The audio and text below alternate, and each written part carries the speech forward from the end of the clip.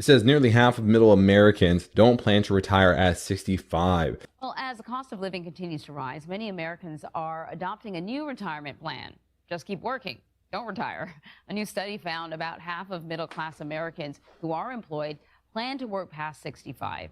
So CBS News Money Watch reporter Amy Peakey is following this story for us and joins us to explain. So Amy, in a way, this kind of doesn't surprise me. You know, we've kind of, for many, many people, we've gotten rid of things like retirement plans, and you're depending on your 401k, and most people don't have enough money in their 401k. But you tell me, what's behind this trend?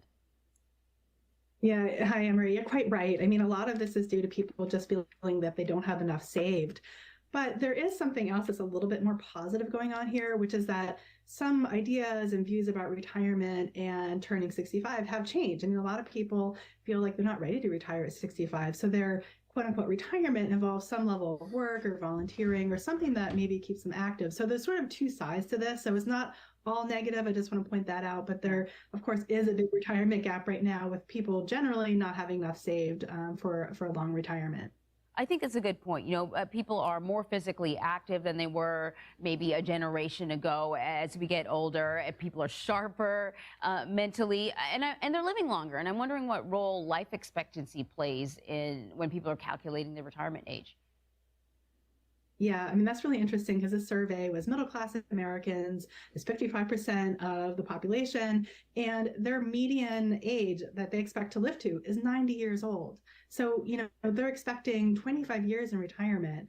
You know, that's much longer than previous generations when maybe you would have funded like, you know, 10, 15 years of retirement. So basically, Americans are seeing that they need to fund a longer retirement. And, you know, that's an issue, especially when I think the median household right now, middle class household, only has $66,000 saved for retirement. Wow. So, you know, how are you going to fund 25 years of retirement with that money?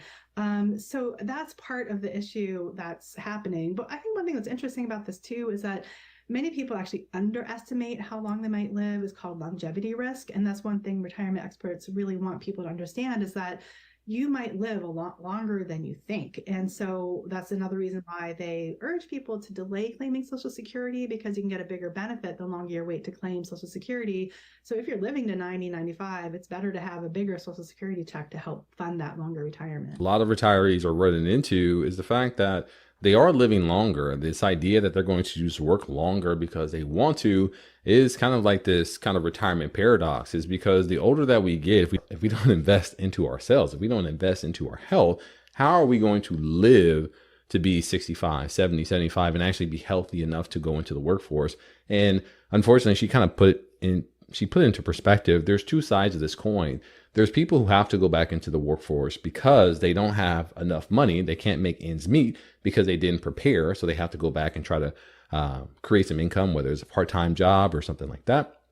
And then the other side is those who typically are a little bit bored with retirement, because a lot of the things we call life, this identity that we've established for ourselves over the past 10, 20, 30, 40 years of our past life has really been just work, make money, spend time with family. That's it. Well, during that time, we didn't figure out who we were.